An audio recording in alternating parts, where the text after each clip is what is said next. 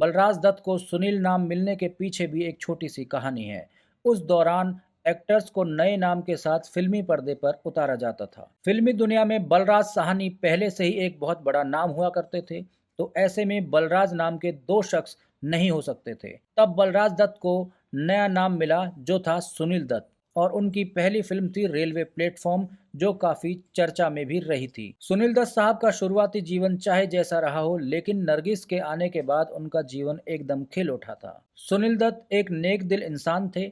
इसका उदाहरण उनके राजनीतिक जीवन में भी देखने को मिलता है। एक समाज सेवी के रूप में भी सुनील दत्त की अपनी अलग पहचान हुआ करती थी।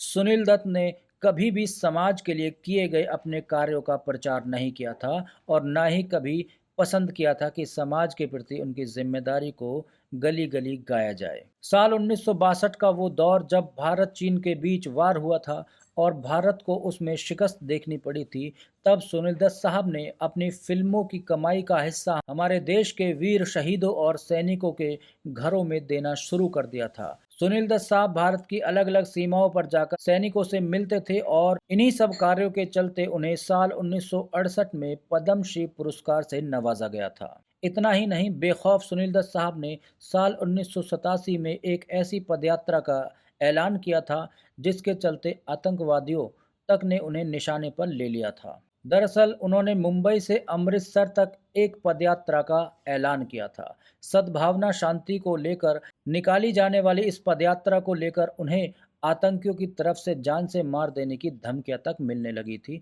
लेकिन सुनील दत्त साहब जितने बड़े समाज सेवी थे, उतने ही बड़े देशभक्त और निडर व्यक्ति भी थे। उन्होंने तमाम धमकियों के बाद भी अपनी यात्रा न सिर्फ शुरू की, बल्कि उसको पूरा भी किया।